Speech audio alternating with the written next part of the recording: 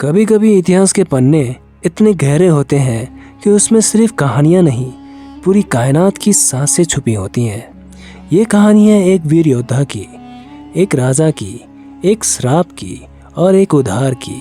ये कहानी है परीक्षित से शुरू होकर जन्मजाया, आस्तिका और गोरखनाथ तक जाने वाली एक दिव्य यात्रा की। लेकिन हर यात्रा की तरह शुरुआत होती है एक विरासत से, अर्जुन की विरासत से। महाभारत के अंत के बाद जब कुरुक्षेत्र की धूल बैठ गई थी, एक नए युग की शुरुआत हुई थी। पांडवों ने राज्य छोड़ दिया था, लेकिन अर्जुन का वंशज चलता रहा। परीक्षित के रूप में परीक्षित, अर्जुन का पोता, एक बुद्धिमान और बलवान राजा बना। लेकिन उसकी किस्मत में लिखा था एक भयानक मोड़। परीक्षित का राज्यकाल शुरुआत में शांतिपूर्ण था। उसने न्याय और धर्म का पालन किया। जनता उसे प्रेम करती थी। लेकिन एक दिन जब परीक्षित शिकार पर गया, उसकी किस्मत ने उसे ले जाकर खड़ा कर दिया एक तपस्वी के सामने, ऋषि शमीक के। गर्मी, भूख और थकान से परेशान परीक्षित ने ऋषि शमीक से पानी मांगा, पर ऋषि गहरी तपस्या में थे। उन्होंने कुछ नहीं कहा। अपने घमंड और अहंकार में परीक्षित ने एक मूर्त सांप उठाया और ऋषि के गले में डाल दिया। वही था उसका विनाश का आरंभ। दुनिया के नियम साफ है, हर कर्म का फल होता है, और परीक्षित के इस कर्म का फल आया ऋषि शमीक के पुत्र ऋषि श्रृंगी के रूप में। जैसे ही उसने जाना कि किसी ने उसके पिता का साथ अपमान किया, उसके शब्द श्राप बन गए। उसने कहा, 7 दिन के अंदर परीक्षित को तक्षक नाम का एक नाग मारेगा। ये श्राप था उस राजा के लिए जो अपने विरासत पर गर्व करता था, और अब विरासत का अंत लिखा जा चुका था। विष से, सांप के जहर से। परीक्षित को पता चल गया था उस श्राप के बारे में। उसने स्वयं को सुरक्षित रखने के लिए एक विशेष महल बनवाया, जहां कोई भी सांप नहीं घुस सकता था। लेकिन जब विधाता कुछ और लिख दे, तो मनुष्य की सुरक्षा भी एक माया बन जाती है। और यहीं से शुरू होती है असली कहानी, जहां श्राप, नाग, तपस्या, बदला और अंत में उद्धार एक महायात्रा का हिस्सा बनते हैं। 7 दिन, बस 7 दिन थे परीक्षित के जीवन के बचे हुए। हर पल, हर घड़ी एक नई चिंता का रूप ले लेती थी। उसने अपने राज्य के ज्ञानियों, मंत्री, तांत्रिक और देवियों के पुजारियों से सलाह ली, और तब तय किया गया एक ऐसा महल बनाया जाए जो बिल्कुल एयर टाइट हो, जिसमें किसी भी प्रकार का जीव, खास करके सांप, प्रवेश न कर सके। महल बन गया। बाहर से लोहा, अंदर से कपड़ों और गूगल धूपों से सजे हुए कमरे, हर कोने में मंत्रों का उच्चारण, रक्षा कवच का पाठ। परीक्षित उस महल के अंदर था, जैसे कि एक पिंजरे में कैद पंछी, सुरक्षित पर आत्मा से अधूरा। और तब प्रवेश करता है तक्षका, नागों का राजा। एक ऐसा नाग जिसका नाम सुनते ही जंगल से लेकर नागलोक तक कांप उठता था। तक्षका ने सुना था ऋषि श्रृंगी का श्राप, पर उसने बस एक ठंडी मुस्कान दी, अगर मैं हूँ तो कोई सुरक्षा नहीं। जब समय आएगा, मैं आऊँगा और विष अपना काम करेगा। तक्षका एक वैद्य का रूप में निकला, राजमहल के बाहर तक पहुंचा, पर उसे अंदर जाने की इजाज़त नहीं मिली। तब उसने एक विचित्र चाल चली। उसने एक वृक्ष को अपने विष से छू कर गिरा दिया, फिर उसी वृक्ष को जिंदा कर दिया अपने मंत्रों से। महल के रखवालों को यकीन हो गया कि ये तो कोई महावैद्य है। तक्षका ने दान दिया, वचन दिया कि वो राजा के पास जाकर विष को निष्क्रिय कर देगा, पर रखवाले अब भी अनुमान में थे। तब उसने राजा के एक प्रमुख मंत्री को पैसा देकर अपना रास्ता बनवाया, और जब वो अंदर गया तो कोई तक्षका नहीं था, एक साधारण वैद्य था, जिसके पास था एक फल, एक आम। लेकिन उस आम के अंदर छुपा था मौत का जहर। परीक्षित ने आम को खाया, और यूं ही उसने पहला निवाला लिया, आम से निकला एक छोटा सा नाग और पल भर में विष उसके शरीर में फैल गया। तक्षक का काम पूरा हुआ। ऋषि श्रृंगी का श्राप सच हुआ और अर्जुन के विनाश में एक और राजा का अंत हो गया। पर कहानी यहाँ खत्म नहीं होती। कहानी अभी जिंदा थी। परीक्षित के पुत्र में, जन्मेजय में। परीक्षित की मृत्यु से पूरा हस्तिनापुर कांप गया। राज्य में शोक छाया हुआ था। प्रजा ने अपने न्यायप्रिय राजा को खो दिया था। पर सबसे ज्यादा आग थी एक नौजवान राजा के दिल में, जन्मेजय। उसने अपने पिता का जल प्रायश्चित तो किया, पर उसकी आत्मा में एक लहू सा क्रोध था, बदले का।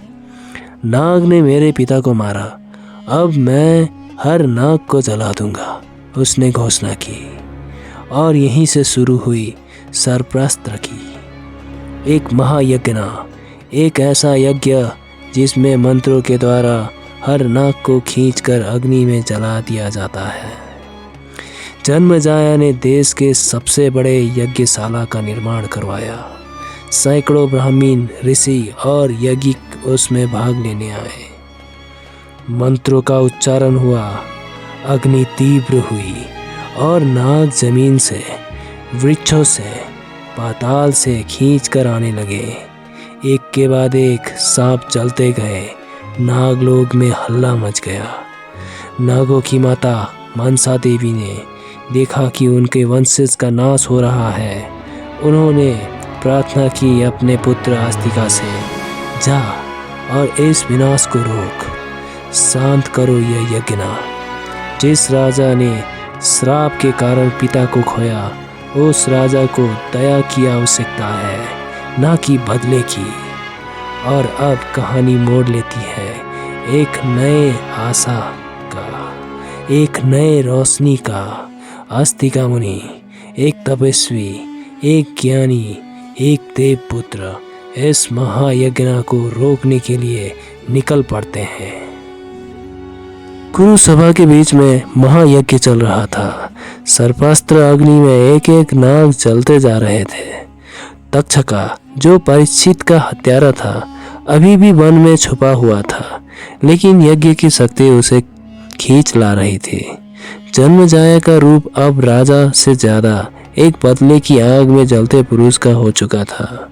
उसकी आंखों में शांति की जगह सिर्फ क्रोध था।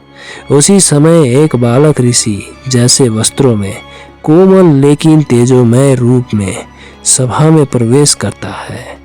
आस्तिका मुनि था वो, मनसा देवी का पुत्र, नाग वंश का रक्षक और धर्म का दूत। सभा में उसकी आगमन से एक शांति लहर सी छाई। उसने हाथ जोड़कर कहा, हे राजन जन्मेजय, मैं तुमसे कुछ मांगना चाहता हूँ। राजा ने कहा, तुम याचक हो, यज्ञ के दिन मैं किसी को मना नहीं करता, मांगो जो चाहो। आस्तिका ने नरम स्वर में कहा, यह यज्ञ रोको हे राजन, नाग का विनाश मत करो।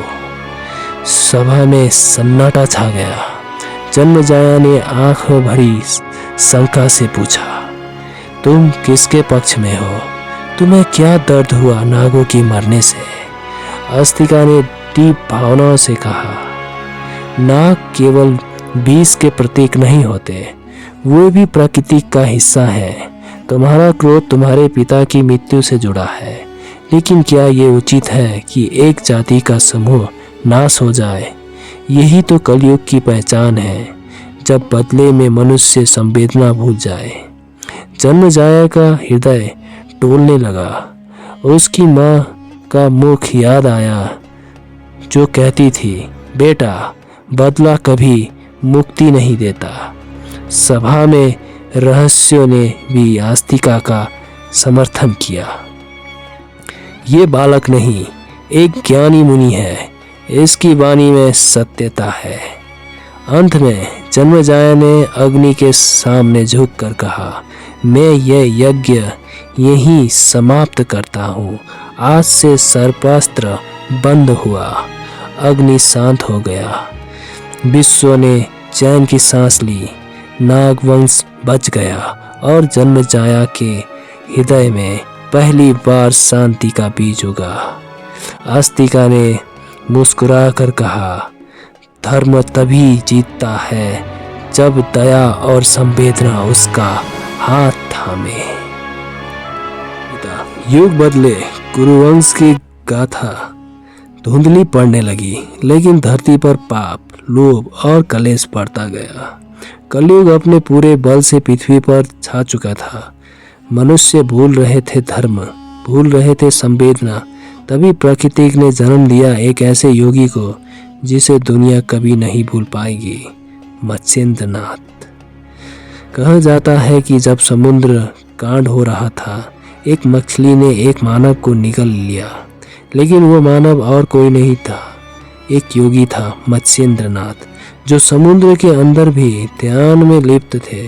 सालों तक समुद्र के गर्भ में उसने दिव्य ज्ञान प्राप्त किया, शिव के योग सूत्रों को सुना और एक दिन उस मछली से बाहर निकलकर दुनिया के सामने एक रोशनी बन गया।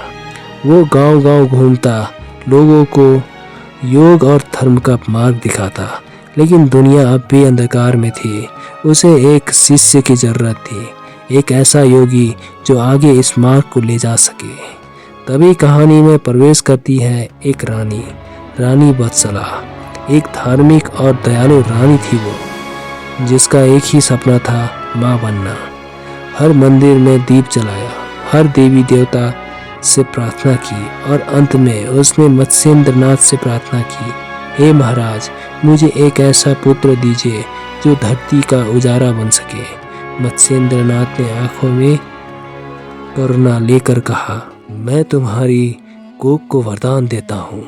तुम्हारा पुत्र योग के ज्ञान से जग को प्रकाशित करेगा। पर जब ये सब हो रहा था, एक और रानी थी, रानी कच्चा, वत्सला की जुड़वा बहन, चंचल, चालाक और ईर्ष्या से भरी। उसने वत्सला को बेहोश कर दिया और उस वरदान को अपना बना लिया। अपने आप को माँ बनाने वाली बताकर राज्य में सबको छल कपट की छाया में रखा। पर देवताओं को धोखा नहीं दिया जा सकता। वत्सला ने जो सद्भाव से वरदान पाया था, वो किसी के चुरा लेने से नहीं रुकता। भगवान ने चमत्कार किया। राज्य के पास के गाय के गोबर में से जन्म लिया एक शिशु, जिसका नाम था गोरखनाथ। कोई नहीं समझ पाया, लेकिन जब मत्स्येंद्रनाथ आए और उसने उस शिशु को देखा, उनका मुख आनंद से चमक उठा। ये है मेरा सच्चा वरदान का फल, गोरखनाथ, युग के जीवित रूप। राजमहल के बाहर एक सड़क के कोने में एक गोबर के ढेर से जन्मा हुआ शिशु गोरखनाथ। लोगों ने उसे देखकर पहले तो घृणा की, कुछ तो हंस पड़े, लेकिन जब उसकी आंखों में तेज देखा, एक शांति सी महसूस की गई, तब उनकी हंसी रुक गई। मत्स्येंद्रनाथ ने उसे गोद में उठाया और कहा, ये गोबर का नहीं, ज्ञान का फल है। ये मेरी अंतर्दृष्टि से देखा गया योग का बीज है, जो पूरे जग को चमकाएगा। लेकिन राजमहल में कुछ और ही हो रहा था। रानी कच्चा, जिन्होंने छल कपट करके वत्सला के वरदान को अपने नाम लिखने की कोशिश की थी, अब एक शिशु को पाल रही थी, जिसे उन्होंने अपना बताया। राज्य में घोषणा की गई, रानी कच्चा को दिव्य पुत्र प्राप्त हुआ है। ये देवता का वरदान है। रानी वत्सला, जो अब तक चुप थी, दर्द और चुप्पे में जी रही थी, उसने कभी किसी को अपनी कहानी नहीं बताई। लेकिन जब उसने गोरखनाथ को देखा, कुछ तो अंदर से बोल उठा, जैसे एक माँ के दिल में सपना फिर से जीवित हो गया हो। गोरखनाथ बढ़ता गया, लेकिन दरबार के बाहर साधुओं के साथ, जंगल में, गुरु के चरणों में उसका बालापन कोई आम नहीं था। जब दूसरे बच्चे खेलते, गोरखनाथ तपस्या करता। जब लोग भूख से रोते, गोरखनाथ अपने हाथों से उठाकर खिलाते। उसकी मुस्कुराहट में दिव्यता थी और आंखों में शिव जी का तेज। एक दिन राज्य में अकाल पड़ गया। लोगों में भय था, अन्न समाप्त हो गया था रानी कच्चा ने सबको बुलाकर कहा, मेरे पुत्र को पूजा करो, वो वरदान है। उसके बाद वर्षा होगी। पूजा हुई, हवन हुआ, लेकिन बादल तक नहीं आया। तब एक साधु आया, गोरखनाथ, छोटे वस्त्रों में, लेकिन मुख पर प्रकाश। उसने बस इतना कहा, सच्चे भाव से की गई प्रार्थना कभी व्यर्थ नहीं जाती। अन्न दे दो, जल दे दो, प्रेम दे दो, धरती खुद ब खुद बरस उठेगी। उसने आंखें बंद की, धरती पर हाथ रखा और आकाश में बादल गरजने लगे। कुछ ही देर में जबरदस्त बारिश होने लगी। लोगों ने देखा, दरबार के राजा रानी भी भीग रहे थे, लेकिन सबके दिल में अब एक ही नाम था, गोरखनाथ। रानी बसुला रो पड़ी, मेरा बेटा, मेरा सच्चा वरदान, ये तो मेरा ही है। लोगों ने अब असली सच जाना। कच्चा का छल सबके सामने आ गया। राजमहल में उथल पुथल मच गई, लेकिन गोरखनाथ ने बस इतना कहा, जिन्हें छोड़कर आया था उन्हीं के पास लौट आया हूँ। माँ का दूध कभी भूलता नहीं। उसने रानी बत्सला का चरण छू लिए और रानी कच्चे के लिए भी प्रार्थना की, जो भूल करे उसे क्रोध नहीं, दया मिलनी चाहिए। समय बीत गया। गोरखनाथ अब महान योगी बन चुके थे। उनका नाम हर दिशा में गूंजता था। जहाँ रोग हो वहाँ उपचार, जहाँ दुख हो वहाँ शांति। उनके हाथ में सिर्फ आशीर्वाद नहीं, एक शक्ति थी जो मानवता के लिए थी। लेकिन एक अंधेरा धीरे धीरे सब पर छाता जा रहा था। कलयुग का प्रकोप। कलयुग वो रूप जो भोग, मोह, अहंकार, द्वेष और असत्य का जीवंत स्वरूप था। उसका वास मनुष्य के मन में होने लगा था। राजा, प्रजा, संत सब उसके प्रभाव में आने लगे थे। एक रात गोरखनाथ अपने शिष्यों के साथ ध्यान में बैठे थे। तभी उनके सामने एक आश्चर्यजनक रूप में कलयुग स्वयं प्रकट हुआ। एक काला, चंचल, अनोख आंखें वाला, पाप से भरा चेहरा। उसने कहा, यह तुम्हारा योग नहीं है योगी, मैं कलयुग, असत्य मेरा सत्य और मोह मेरा मंत्र। गोरखनाथ ने आंखों में आंखें डालकर देखा और कहा, कलयुग तू नशा है जो झूठ को मिथ्या बनाता है, लेकिन याद रख, सत्य को कब तक दबाया सकेगा। कलयुग हंसा, मैं राजाओं को भ्रष्ट बना चुका हूँ, साधुओं को लालची, तुम क्या कर लोगे। गोरखनाथ ने आंखें बंद की और प्रार्थना में बैठ गए। उनका शरीर शांत था, लेकिन उनका मन हिमालय से भी कठोर। अगले दिन एक नई युग की शुरुआत हुई। गोरखनाथ ने अपने युगपाल से देश भर में यात्रा की। जहाँ जहाँ जाते वहाँ विशुद्धि होती, लोगों की दिल बदलते, राजा न्याय के मार्ग पर लौट जाते, प्रजा सत्य की ओर आकर्षित होने लगे। लेकिन कलयुग भी चुप नहीं रहा। उसने एक नई चाल चली।